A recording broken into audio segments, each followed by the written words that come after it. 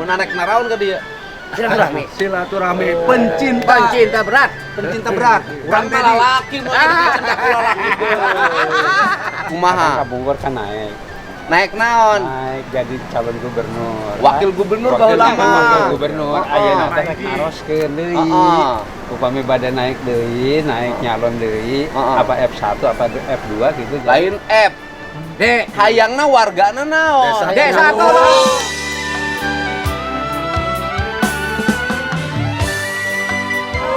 Jangan D2. D1. Jadi kudu jadi naon kuring teh? Gubernur. Emang karek ngadukung moal. Itu. Jauh-jauh Iya, pernah D2.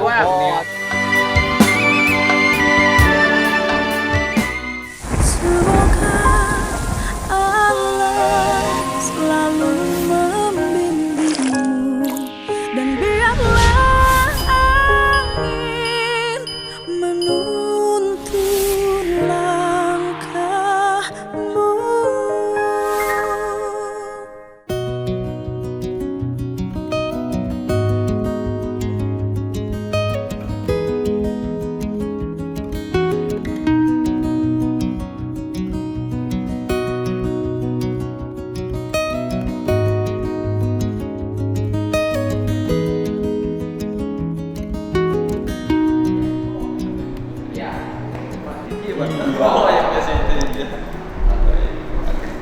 Sebentar ya Pak.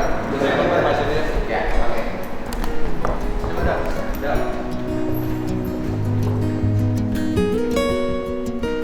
oke. Assalamualaikum. Assalamualaikum. Kita ke kota ini. Ayo mas masuk mas. Sabar ya, lagi di jalan. Oh iya, nggak apa-apa. Makasih ya mas. Kok cuma bertiga kan? Berempat, satu lagi di bawah. Aku mungkin di bawah motor. Oh ya nggak apa-apa, saya biasa di bawah kok. Kok nggak naik ke atas? Lagi satu lagi di jalan. Kan tadi ya satu lagi rangkap nyetir. Ya kan tadi kan kalau di hotel kan nggak enak tuh ngobrolnya kan. Nggak apa-apa, di sini juga hotel tuh banyak gedung bertingkatnya. Dia di kota. Biasa menunggu itu kita ngobrol aja. Gak apa-apa ya Oke, Kang, ya? nggak apa-apa. Oke. Ini pada mau ketemu Kang Dedi, tim bentar teleponin. Gimana Kang kabar? Kabar baik. Nih kita sampai ke kota. Nah saya ini kalau lihat gedung bertingkat, ruangan ber-AC, udah persiapan makanya pakai bajunya yang panjang karena tahu dingin. Aduh, kalau sama Kang Dedi pasti masuk ke ini ya, YouTube ya? Ya iya dong. Ya kan? Ini nggak ada persiapan ini. Gak apa-apa, segini aja udah cukup. Aduh. Pengacara udah lama. Aku beracara dari 2018, sumpahnya. Tapi kalau belajarnya Aktifnya? dari 2012. Jadi gini, kan pengacara itu magang dulu. Dulu ya magang kan? di siapa? Di AKN Law Firm, Agakan. Apa tuh? Namanya Agakan Agak di Jakarta, 2012. Berapa tahun magang? Udah lama sih, sekitar 2 tahun 3 tahunan gitu kan. Hmm. Gitu. Jadi kumpul dulu, belajar dulu. Kebetulan kan aku aslinya Lampung. Jadi di Lampung. Oh iya, pernah nyalon wali kota ya? Sekarang lagi nyalon. Masuk YouTube dong. Penting. Masya Allah, semuanya sama kebetulan Iya, ya. Kak. Oh, sekarang maju wali kota. Iya, aku lagi maju wali kota. Udah daftar? Udah. Belum dong, daftar nanti Agustus. Lagi udah ngambil formulir penjaringan. Dari partai? Aku baru kembaliin PAN sama Demokrat. Jadi tinggal PKS sama PDI yang belum dibalikin. Karena ini kasusnya Pina nih belum bisa pulang. Ya, saya dengar maju wali kota. Iya, wali kota Bandar Lampung. Iya, iya. Aslinya Lampung. Aslinya Lampung aku. Tinggal Jakarta lama? Sudah lama. Sudah, ya kan kebetulan anak-anak kan memang sekolahnya di Lampung.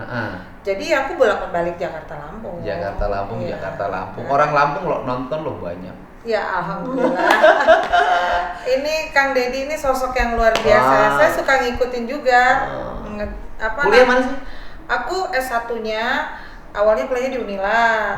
Terus karena bapak mertua kan tadinya dekan Fakultas Hukum Unila. Meninggal dan aku divorce tuh sama anaknya. Hingga akhirnya aku pindah untuk wisuda di Universitas Tulang Bawang. Jadi aku S1-nya ada 2 alma mater nih. Oh, Tulang Bawang sana? Iya, Lampung. Lampung. S1-nya Unila dan UTB. Kemudian S2-nya kemarin di 2022 aku ambilnya di Universitas Bandar Lampung. S3 belum? S3-nya belum, kayaknya belum sempat ini. Oh iya, sekarang ini pengacara merangkap politisi, gimana tuh caranya? Pengacara merangkap politisi. Tapi dari sosok politisi ini bisa populer. Sosok pengacara bisa populer kalau pinter wawancaranya dan tidak emosional. Aku wawancara kalau emosional ya tadi. Enggak. Saya kan suka lihat. Nah, sebenarnya kan kapan mulai nanganin Vina? Jadi Orang keluarga Vina dong, kalau Vinanya almarhum. jadi kebetulan aku sebelum Vina itu ada case satu yang kasusnya Norma Risma yang ibunya berselingkuh sama suaminya. Ingat kan yang viral? Kebetulan aku memang lagi di PH itu yang the company. Sempat ketemu di situ, tapi kita nggak ada maksud bakalan blow up begini gitu. Jadi sudah tahu. Nah, hingga 1 minggu lalu, 2 minggu lalu lah ya, 10 hari lah, pihak the company menghubungi aku karena Pak Hotman udah posting soal Vina. Karena kita kan di tag terus nih sama netizen, karena tahu aku suka bantu-bantu, Pak Hotman juga suka bantu-bantu. Jadi akhirnya netizen tuh nge-tag, bantuin dong ungkap kasus pembunuhan. Akhirnya Pak Hotman bilang, cari data dong katanya, cariin tuh keluarganya. Nah, kebetulan dari the company menghubungin aku langsung karena kita udah kenal gitu kan. Mbak Putri, ini seriusan nih mau pegang kasusnya Vina, beneran nggak? Aku bilang, oh iya bener Mbak, betulan memang saya lagi cari data. Akhirnya hari ini ngomong, besok langsung kita ketemu sama keluarga Vina pas memang mau ke Jakarta juga. Ya udah, jadi akhirnya kita langsung pegang kasusnya Vina itu. Kenapa tertarik terhadap kasus Vina? Kenapa? Kan kalau dari sisi aspek awal ya, sebelum ramai seperti sekarang, kan bukan aspek yang menarik dari sisi finansial, dari sisi profesionalisme. Ini kan pasti sosial. Kenapa? Jadi gini, Kang, saya itu sewaktu di Lampung banyak belajar juga mengikuti perkara-perkara yang memang notabene masyarakat tidak mampu.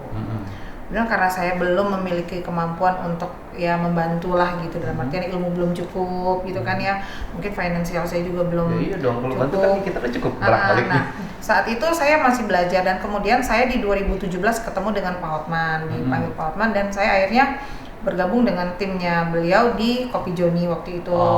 Nah, saat itu saya masih memiliki suami ya kan, di 2018 itu saya sumpah advokat, kemudian masih memiliki suami. Iya, Emang suami sekarang saya nggak punya? sudah meninggal. Ya, jadi, sekarang nggak punya kan? Nggak ada. Jadi harus nikah jauhan dong. ada saja kan. Jadi nggak canda. jadi waktu itu karena saya masih bersuami, tentunya saya kan harus mengikuti aturan keluarga. Jadi saya tuh masih bolak-balik dan masih waktu itu mencalonkan diri sebagai anggota DPRD. Waktu itu iya, dari Partai PAN. Kan kalimatnya sebentar dulu. Gimana? Sebagai seorang profesional, ya kan, advokat, punya suami, emang harus ngikutin aturan suami?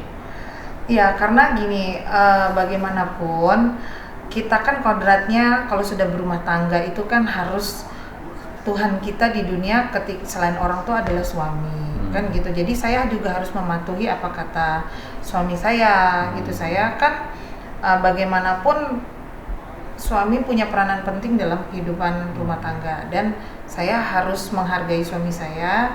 Ketika suami saya tidak mengizinkan, ya berarti saya kan tidak boleh bekerja. Tapi alhamdulillahnya waktu itu suami saya bukan tipikal orang yang overprotective gitu, dan beliau memang mendukung sekali karir saya waktu itu. Dan dia mencalonkan diri lagi untuk anggota DPRD waktu itu. Suami? Iya. DPRD? Kabupaten Musuji Lampung? Ya, dari Partai PAN juga. Kemudian saya mencalonkan DPRD di Tulang Bawang. Beda kabupaten dong? Tapi satu arah. Jadi Tulang Bawang dulu baru Musuji. Iya, kan kabupatennya beda. Tapi karena suami kan aslinya orang Musuji, saya aslinya orang Tulang Bawang. Jadi ya udahlah, kita tuh memang sengaja untuk membangun kabupaten lah. Rencana kita ingin memperbaiki gimana sih supaya kabupaten kita tuh maju. Memang sangat tertinggal menurut kami gitu. Singkat ceritanya, saya sembari berprofesi sebagai advokat, ya mendapatlah musibah, terus suami meninggal waktu itu di Agustus 2018.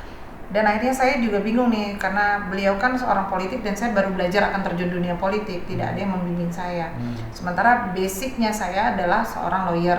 Saya suka sekali dengan kegiatan sosial gitu. Dan saya memang jarang memposting kegiatan sosial saya, memberi bantuan tuh memang saya jarang kan gitu, karena saya ngerasa saya nggak mau dianggap orang riak banget sih gitu kan. Padahal sih nggak seperti itu gitu kan ya. Akhirnya karena saya memang sudah komunikasi dengan Pak Hotman dan beliau tahu suami saya meninggal, beliau katakan udah hijrah aja ke Jakarta. Karena ya lu mau ngapain jadi lawyer di Lampung gitu kan. Susah, lu nggak akan terkenal, lu nggak akan dapat uang banyak gitu kan. Terus ruang lingkupnya terbatas, hanya itu aja. Terus saya berpikir ya juga ya, saya harus menghidupi 3 orang anak saya waktu itu kan Pak. Akhirnya saya putuskan untuk hijrah ke Jakarta. Tahun 2018. kenal Pak Hotman di mana?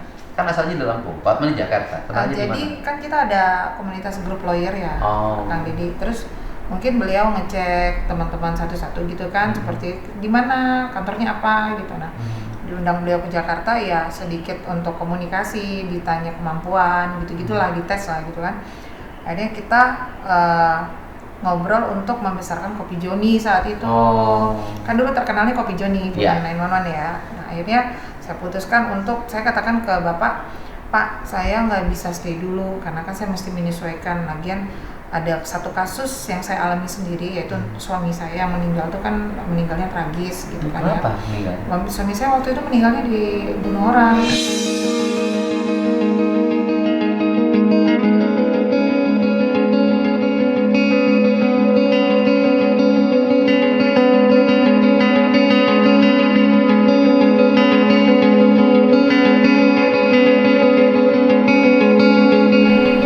Dirampok waktu itu kan. Di Lampung. Tahun 2018. Lagi sibuk-sibuk pilpres, sibuk-sibuk pileg itu. Pilpres 2018 kan. Masih Iya, pilpres. lagi kampanye. Iya, pilpres Pak Prabowo dengan Pak Jokowi waktu Iya. itu. Prabowo Sandi. Iya, Prabowo lawan Pak Jokowi. Iya, waktu itu. Jadi ya udah, kita aku kan ngerasa masih ada tanggungan. Sebentar dulu, ini penting. Dirampoknya di jalan apa di rumah? Jadi waktu itu kita punya usaha UMKM, kayak Taiti, minum-minuman waralaba itu untuk membuka lapangan pekerjaan untuk masyarakat ini. Di situ kita baru buka 1 minggu karena kita punya beberapa cabang Kang waktu itu. Nah disitulah ketika anak saya yang nomor 1 pulang sekolah sekitar 7:30 malam, dia pulang dari les, dia lihat itu tempat usaha di maling orang. Padahal itu kawasan ramai sih menurut saya, karena kawasan elit ya, waktu itu saya tinggalnya di Perumahan Citra Garden. Jadi itu pas di depan gerbang perumahan gitu. Begitu anak saya pulang, almarhum tuh dengan saya lagi istirahat, saya lagi urut, pijet gitu. Almarhum habis sholat maghrib tidur gitu, karena kita habis kampanye Prabowo Sandi waktu itu, karena lagi kecapean banget. 2018. Kita kan dari kabupaten berdua, terus nggak tidur mempersiapkan semua acara. Kan waktu itu koalisinya ikut. Iya, kan? waktu itu pan koalisi ikut. Akhirnya anak saya pulang, almarhum kaget, kenapa nak gitu? Papa cepetan, itu tempat kita dimaling orang katanya. Yang gitu. warung itu. Ya, yang warung itu. Akhirnya almarhum tuh kaget. Saya bilang bawa mobil jangan nggak panggil security ya gitu kan, nanti kenapa-napa. Nah mungkin dari pikiran almarhum saat itu masih sore kan, masih 7:30 malam gitu kan, nggak mungkin lah kenapa-napa gitu. Nah inilah yang menjadi kesalahan dari almarhum mungkin ya, anak saya dan almarhum itu tidak menemui security. Gitu, jadi karena dipikir sore masih rame, nggak kenapa sih, nggak mungkin ngapa-ngapain gitu kan ya. Jadi begitu mereka sampai ke tempat warung kita lah, warung lah saya katakan warung, itu lari serombongan anak-anak. Nah itu dicek sama berdua, anak saya dengan suami, dibuka itu tempat nyimpan kompor gas segala macam, itu tertinggal 1 orang Kang di situ. Jadi rombongan tuh yang nyuri tuh anak-anak muda. Iya, anak-anak muda. Rombongan, banyak orang. Banyak orang. Tertinggal 1 di dalam. Tertinggal 1 sembunyi di dalam. Mungkin dipikir mereka nggak akan cek kali ya di dalam itu. Nah, karena dapat 1, ini diambil kan akhirnya, diambil, diinterogasi oleh anak saya dan almarhum waktu itu. Nah, di video kan, suami saya bilang, nak panggil security gitu biar kita bawa. Nah, waktu itu anak saya bawa mobil, naiklah ke atas panggil security, mungkin ada sekitar 3 atau 5 menit lah gitu waktu 3 atau 5 menit. Akhirnya anak saya balik lagi, itu almarhum sudah tergeletak di jalan.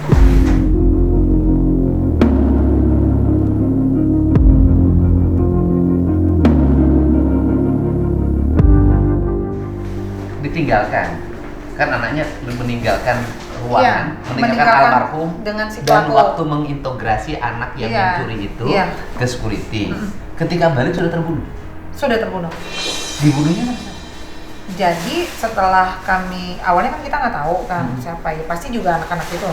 Ternyata di daerah tersebut memang terkenal sekali premanisme, gitu kan. Kemudian setelah terjadi itu, anak saya telepon, anak saya berdua tuh waktu itu nggak bawa handphone, berdua itu. Ada yang telepon ke saya berkali-kali, saya kalau nomor nggak dikenal kan saya nggak angkat kan.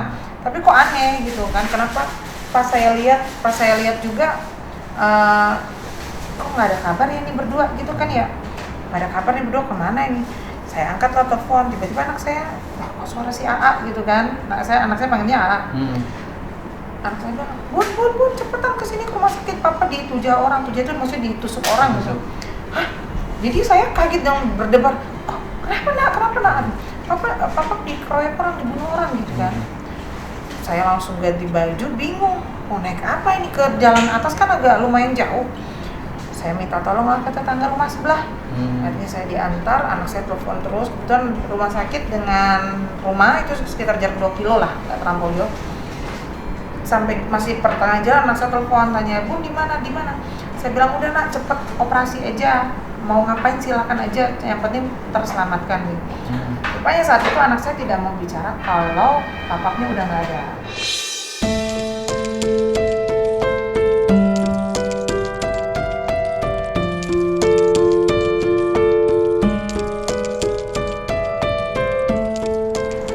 Jadi kemungkinan ditusuk oleh ini pelakunya tertangkap. Baru 3. Sampai sekarang belum. Belum juga, makanya kalau mau Baru 3. Dari kemungkinan pelakunya berapa? sekitar 9, 7 sampai 9 orang. Rombongan anak-anak yang lari itu kemungkinan. Iya, dan dewasa ternyata menurut informasi dari para pelaku. Jadi ketika anak-anak yang lari itu pulang ke rumah mereka, manggillah preman-preman yang dewasa. Oh. Nah, jadi mereka membawa, waktu suami saya di situ tinggal berdua dengan si pelaku, datanglah rombongan itu. Nah, suami saya meninggal karena kehabisan darah, karena urat nadinya putus, dagingnya hilang di sini. Kalau melihat dari tipikal suami, orangnya kan melawan. Saya yakin di situ terjadi perkelahian. Nah, yang membuat dia jatuh itu saya lihat di sini ada memar balok di sini. Oh, dipukul Sini pakai dia balok. pakai balok, mungkin dia tersungkur lah dari situ. Akhirnya terjadi penusukan itu. Ini peringatan penting bagi kita ya. Iya. Kita ini kan kalau bertemu dengan rombongan gerombolan anak-anak sering anggap sepele. Betul. Ya, anak kecil, SMP. Padahal mereka itu kalau bereaksi lebih sadis dari dewasa. Iya, betul sekali itu. Karena pemikirannya belum berpikir jauh kan dampaknya. Jadi sekian rombongan itu diperkirakan 9 orang. yang baru tangkap 3. Iya. Dia itu Buronnya masih 6. sekitar 6 sampai 7 orang. 6 sampai 7 orang sudah berjalan 5 tahun lebih. 5 tahun lebih. Itu juga sebenarnya saya, kalau dibilang kenapa Mbak Putri nggak coba mencari, ya mungkin kalau ini saya blow up kan saya nggak enak juga ya sama teman-teman kepolisian ya kan. Sebenarnya saya udah berusaha untuk minta juga bantuan, minta bantuan kepada kepolisian, teman-teman kan saya juga teman-teman saya di sana kan, Satreskrim, Kapolres. Saya coba minta bantu dengan mereka untuk mencari. Sama ini kasus sama kayak Pina sebenarnya, tapi kan saya nggak pernah memblow up ya Kang gitu, karena saya ngerasa Nggak jadi film soalnya. bukan seperti itu juga sih Kang, lebih Kalau ke ini kan karena yang Iya. ngepek karena film iya, aja ramai. Iya. Lebih ke nggak mau ngungkit lagi lah sebenarnya. Penting dong saya ngomong. Iya, betul. Ya kan? Betul. Saya ngomong Ya. karena keluarga korban. Almarhum siapa bapaknya? Ricky Nelson. Almarhum korban Ricky Nelson tidak kuasa untuk bicara. Maka Pak Kapolri, Pak Kapolda Lampung, Kapolres mana tuh? Polresnya Bandar Lampung. Polresta Bandar Lampung. Semoga dari perkiraan 9 sampai 10 pelaku pembunuhan. Iya. Suami seorang pengacara hari ini yang lagi membela salah satu kliennya di Cirebon bisa segera diungkap. Ini bareng nih yang di Jabar diungkap, yang Lampung juga harus diungkap karena 6 tahun penantian bukan penantian yang sebentar, itu penantian yang lama. Terutama juga prinsip-prinsip rasa keadilan ya, rasa keadilan, dan pembunuhan itu sesuatu yang sadis yang harus selesai pengungkapannya. Iya, sebenarnya saya tidak mau mengungkapkan ya Kang, karena saya ngerasa saya sudah meminta bantuan sih dengan teman-teman di sana, dan kebetulan teman-teman baik Kasat Reskrim juga saya udah minta bantuan, mungkin beliau juga sedang mencari bersama teman-teman tim TK 308 gitu kan. Tapi harapan saya, karena ini sudah disampaikan oleh Kang Deddy, tidak ada maksud saya memviralkan. Jujur untuk teman-teman di Kota Bandar Lampung itu, saya tidak ada maksud memviralkan para pelaku pembunuhan, karena kalau saya viralkan khawatirnya kabur. Tapi ya mau tidak mau ini karena sudah Kang Deddy sampaikan, saya juga memohon bantuan akhirnya. Saya juga memohon bantuan bahwa saya juga istri dari korban pembunuhan yang sampai hari ini juga belum terungkap DPO-nya, kurang lebih sekitar 6 atau 7 orang gitu. Jadi saya sangat berharap sekali untuk Bapak Kapolresta Bandar Lampung, Bapak Kasat Reskrim, sahabat saya, kakak saya, ya kalau memang ada waktu dan kesempatan untuk juga turut serta mencari pelaku-pelaku tersebut, ya alhamdulillah. Kenapa saya sangat bermotivasi membantu kasus Vina, saya juga korban yang sama begitu. Jadi saya tahu sekali rasanya keluarga itu gimana menanti keadilan ya Kang.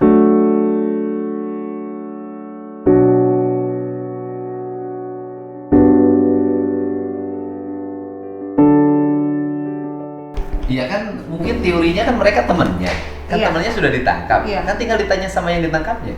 Iya, bahkan kayaknya udah bebas ya, karena putusannya 7 sama 9 tahun. Ya kan yang ditangkapnya bisa ditanya, teman kamu siapa sih yang ikut ngegebukin waktu itu, ikut nusuk? Nah, itu. Kan barangkali dari sisi teori kita yang awam kan gampang barangkali, tapi mungkin kalau dari sisi teknik penyidikan lebih sulit melacak itu. Ya pokoknya selain kasus Vina, juga ada kasus pengacaranya Vina yang suaminya bunuh di Bandar Lampung, harus diungkap. Ini adalah tugas kepolisian, membuktikan profesionalismenya kepada masyarakat. Sekarang masyarakat bukan hanya menanti diungkapnya seluruh pembunuh dalam kasus Vina, juga seluruh pembunuh dalam kasus suaminya pengacara Vina. Penting itu. Iya.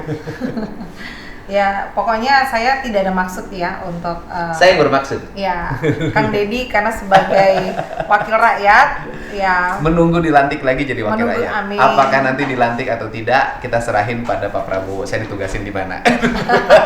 Amin. Ya mudah-mudahan ya Pak Prabowo juga mendengar saya bersuara ya Kang ya. Saya benar-benar saya jujur kalau ditanya kenapa mau bantu Vina nggak dibayar gitu. Salah satunya saya merasakan sebagai korban juga. Terus yang kedua, saya sejak awal bergabung di Kopi Joni itu memang tidak termotivasi untuk mencari uang. Walaupun kita butuh uang, munafik kalau tidak, tapi kan bisa dengan progres. Tinggal di sini kan harus dibayar. Iya, kerjaan yang lain. Tapi lebih ke kasus sosial ya, kan. Untuk yang kasus-kasus sosial memang banyak kita gratiskan. Nah, mudah-mudahan dengan kasus Vina ini bisa menggugah hati seluruh masyarakat Indonesia ya, bahwa dan juga teman-teman yang satu profesi lah, advokat gitu. Karena memang sulit seperti Kang Deddy katakan itu kenapa mau gitu kan ya. Memang sulit untuk ada profesi lawyer, seseorang yang mau sukarela membantu tanpa dibayar. Itu sangat sulit Kang, apalagi wilayahnya jauh ya. Wow. Dan bisa ditanya sih, saya nggak mau menunjukkan benar nggak sih Mbak Putri itu ngomong. Tapi ini tim-tim saya juga ya bisa dikatakan kita Enggak ya, kita gimana ya, memang lillahi ta'ala membantu dan pro bono, dan itulah gunanya kita punya tim dari seluruh Indonesia. Ya kita selain untuk menaikkan nama mereka dikenal oleh orang banyak, ya di sini juga ada misi sosial yang kita lakukan gitu. Sekalian kita mengedukasi teman-teman advokat bahwa jangan takut untuk membantu orang yang tidak mampu. Jangan takut kita nggak makan, jangan takut kita tidak memberi siapapun, tapi yakinlah apa yang sudah saya lakukan saat ini manfaatnya sudah saya rasakan. Itu. Saya tertarik untuk pertama ya, saya berucap terima kasih dong sebagai orang Jawa Barat pada orang Lampung yang membantu salah satu warga Jabar ingin mengungkap kasus ini secara terbuka, karena hari ini terjadi perdebatan masyarakat yang sangat luar biasa. Bisa terbuka dan semoga saja kasusnya terbuka. Siapa pelaku yang sebenarnya, siapa yang harus bertanggung jawab, itu yang harus mendapat hukuman walaupun secara formal dan material sudah ada vonis. Tapi kan pertanyaan-pertanyaan ini masih terus. Kita nunggu keluarga Vina dan ternyata secara tidak sengaja Allah mempertemukan saya dengan pengacaranya dan pengacaranya ternyata mengalami derita yang sama. Dan tidak bisa diungkapkan oleh dirinya. Memang keluh kesah diri itu lebih baik disampaikan oleh orang lain, dan hari ini saya yang menyampaikannya secara tidak sengaja.